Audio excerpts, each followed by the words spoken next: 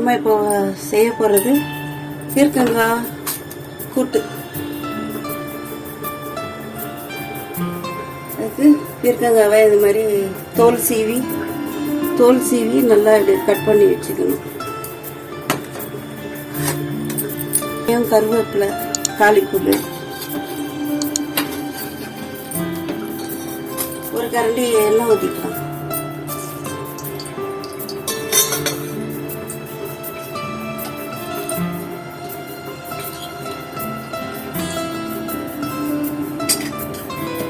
கடுகு உளுந்த பருப்பு போட்டுக்கலாம்.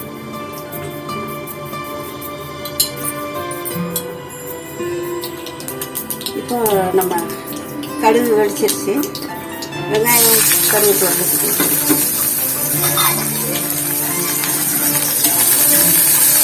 ஒரு கைப்பிடி இந்த மாதிரி சிறுபருப்பு நல்லா கழுவிட்டு இந்த மாதிரி ஊற வச்சுக்கணும்.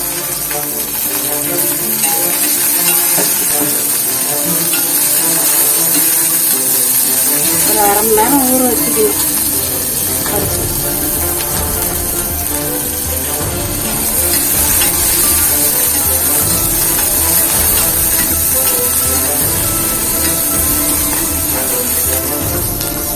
இப்போ வெங்காயம் நல்லா வதங்கிடுச்சு.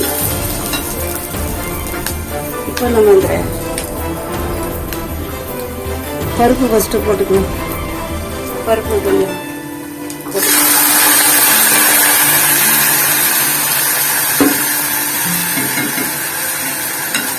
இதுக்கு தண்ணி ரொம்ப ஊற்றக்கூடாது. காயிலே தண்ணி இருக்கிறதுனால இந்த பருப்பில் உள்ள தண்ணியே போதும், அதிலே வெந்துடும். இது இப்போ தேவையான உப்பு கொஞ்சம் போட்டுக்கலாம்.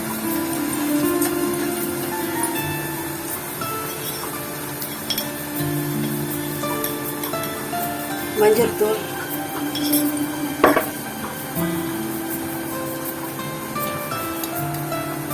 ஒரு ஸ்பூன் குழம்பு மிளகாய் பொடி. அப்புறம் வெந்தோடனே தேங்காய் ஒரு பத்தை அரைச்சி போடணும். அரைச்சி போட வேண்டாம், தட்டி போடணும். தேங்காய் பூ போடணும்.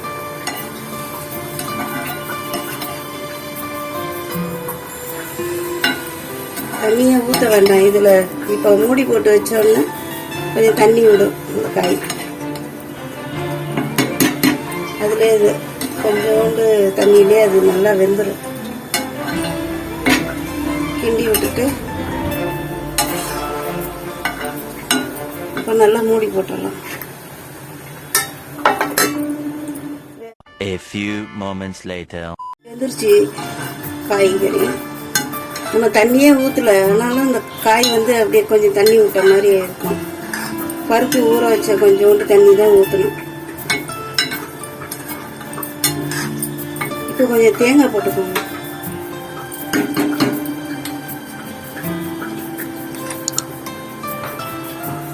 கொஞ்சம் தேங்காய் போட்டு கிண்டி நல்லா சுவையான பீர்க்கங்காய் கூட்டு ரெடி.